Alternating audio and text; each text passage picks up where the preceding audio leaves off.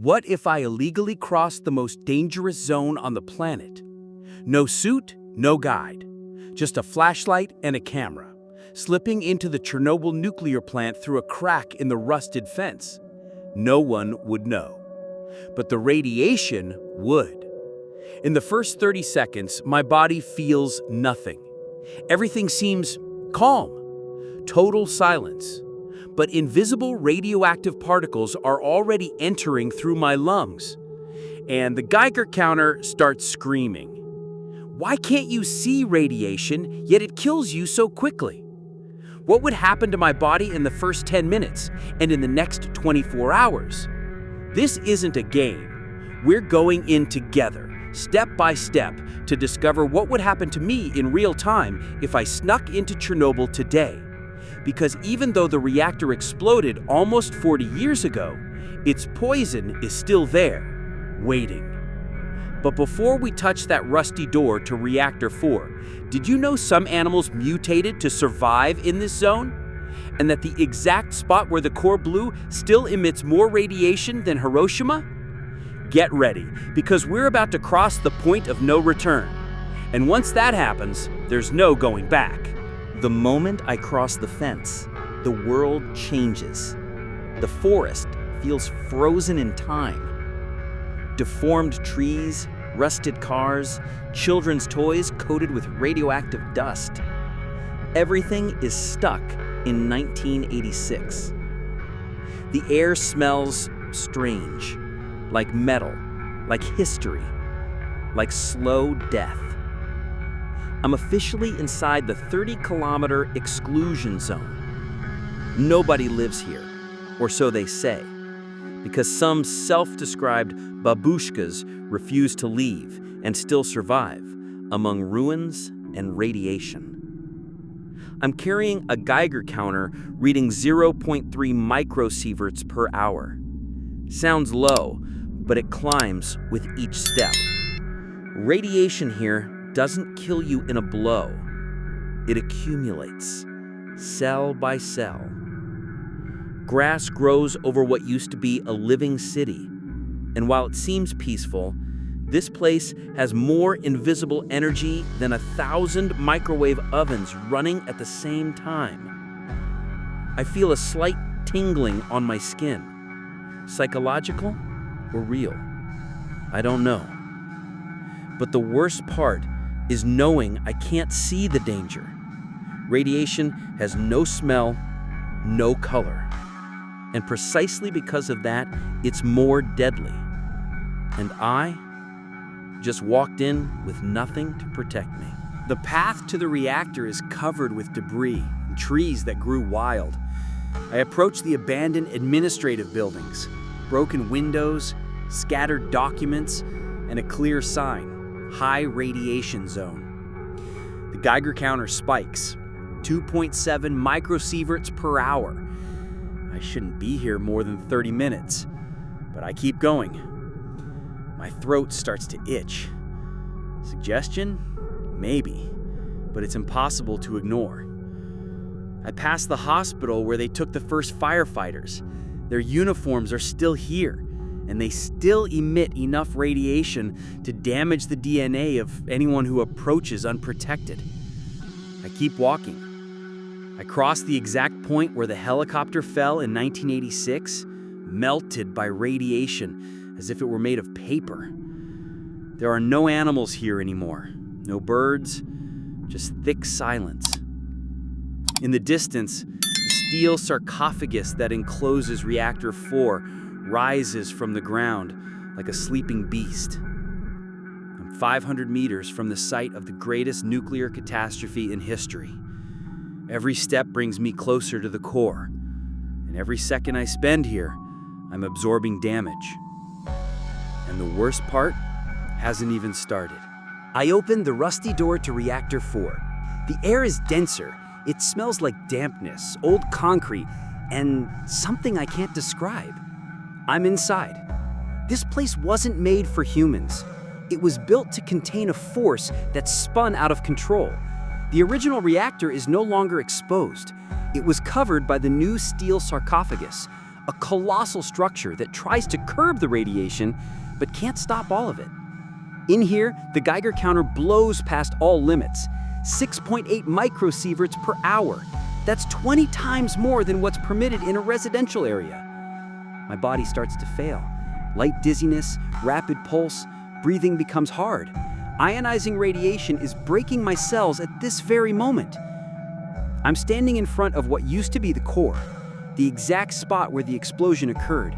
The temperature here might feel normal, but the invisible energy permeates everything.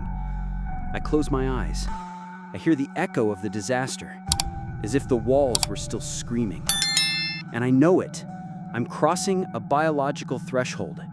Every minute here equals weeks of cellular damage. There's no turning back, and we're only beginning to feel it. Minute 1. The first alpha and gamma particles pass through my skin. They don't hurt, but they're already altering my cell's DNA. White blood cells, my defenses, begin to die, silently. Minute 3. My bone marrow starts to fail. It's like my bones are shutting down. I feel weak, but I don't know why. The blood flowing through me no longer regenerates normally. Minute 5. The walls of my blood vessels weaken. Invisible microhemorrhages start in my organs. The hypersensitive brain responds with nausea. Minute 7. I break out in a cold sweat. The digestive system reacts, loss of appetite, vomiting. But none of this shows on camera. I just look confused. Every cell in my body is deciding whether to mutate or die, and many are mutating badly. What used to be healthy skin can now turn into cancer. There's no red alert, no unbearable pain, just invisible, progressive, definitive deterioration. All because I spent 11 minutes in the heart of Chernobyl. And the most ironic thing, I still think I can walk out. I've been exposed to extreme radiation levels for more than 15 minutes. What comes next is biological hell. My immune system has collapsed. I can't fight even a simple bacterium. Nausea is no longer mild. I vomit uncontrollably. My body temperature rises. I'm entering acute radiation syndrome. The skin turns red. The cells of my intestines are dying. That means extreme diarrhea, fluid loss, dehydration.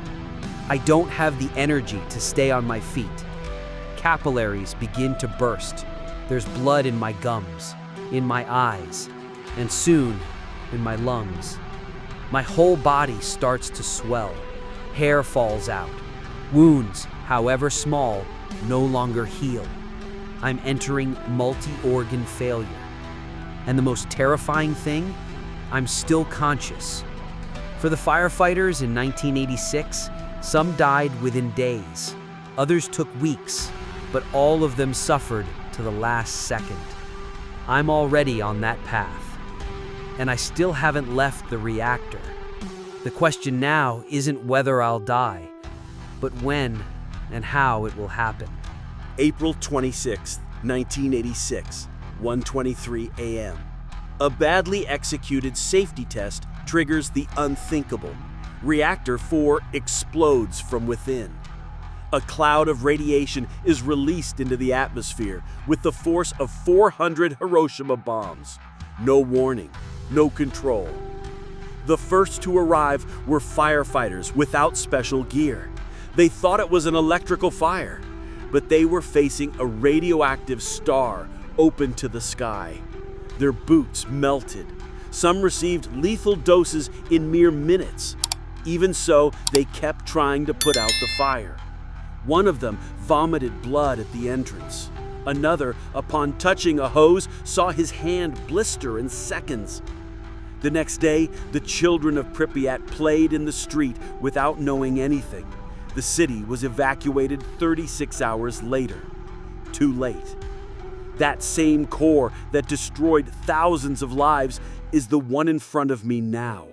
And while the world learned from the disaster, I'm making the same mistake, underestimating the invisible.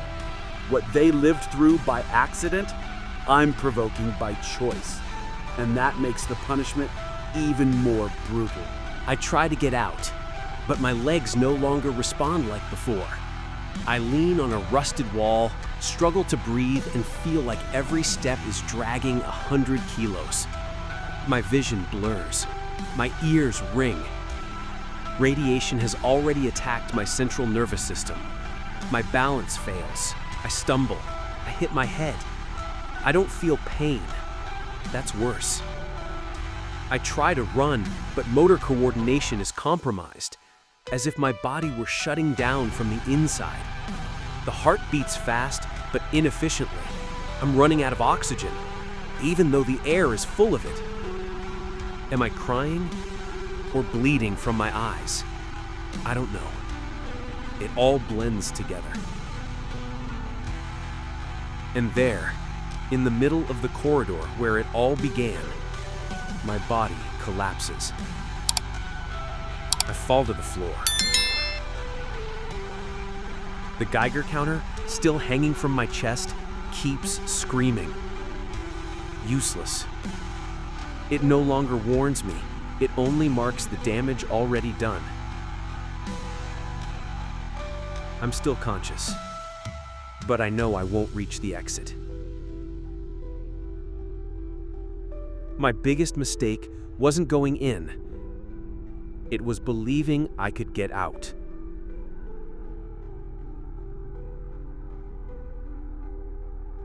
And as the concrete embraces me with its deadly silence, I understand that this place never meant for anyone to return.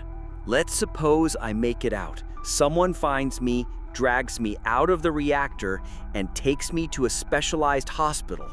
Am I safe? No. The second phase is just beginning. My DNA is fragmented. Every cell that tries to replicate makes errors. Thyroid, marrow, lung cancer are almost guaranteed. The skin can necrotize. Entire areas of my body could start to die slowly, turning black, numb.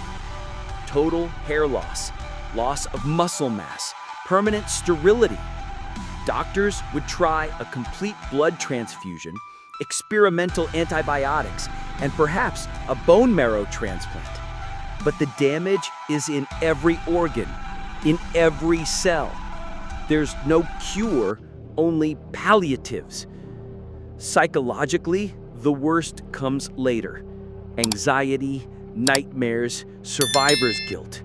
Because even if I live, I won't be the same. Real cases show that some post-Chernobyl cleanup workers died years later. Slowly, silently, apparently healthy. And the most macabre detail? Most didn't feel pain at first, only fatigue, like the fatigue I felt on the way out. Surviving Chernobyl doesn't mean escaping. It means watching your body turn into a countdown clock and being unable to do anything about it. Hiroshima. One bomb, one explosion, a city leveled in seconds. Chernobyl, no audible blasts for miles. But death was slower and more widespread. The Hiroshima bomb released 15 kilotons of energy. Chernobyl, by contrast, released up to 400 times more radiation than that bomb, over days.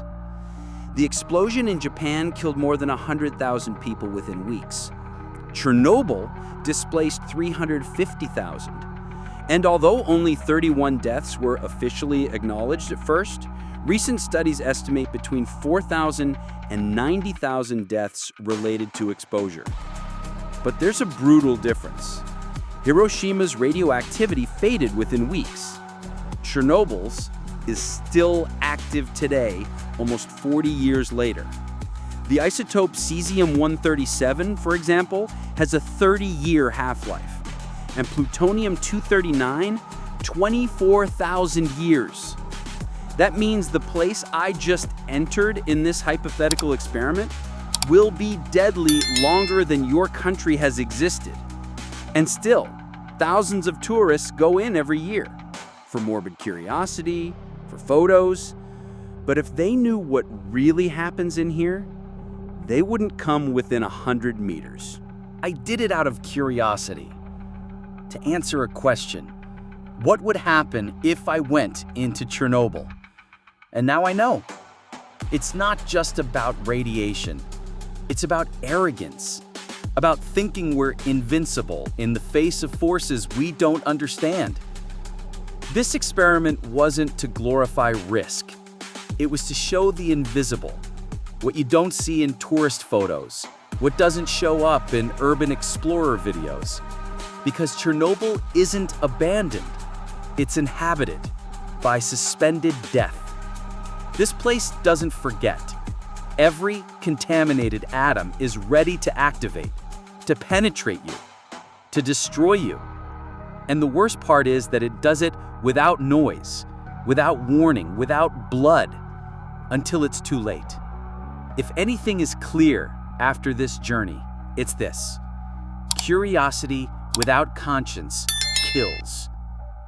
And if just one viewer, just one, decides not to risk their life for likes, for views, or for adrenaline, then it was worth it. Because the only real shield we have against Chernobyl is knowledge. Don't go near it. Don't try it. Not because you might die, but because you'll start dying without realizing it. I'm lying on the floor. No sirens. No rescue. Only the echo of my own footsteps. And the Geiger counter, which has already gone silent. The camera keeps recording. But there's no story to tell. Because there are no heroes here. No escape. Only a body decomposing from the inside. And a question I should never have tried to answer. If you ever think about coming here, remember this. Radiation can't be felt. It only accumulates. 1 second, 1 breath, 1 step. That's all it takes to start dying.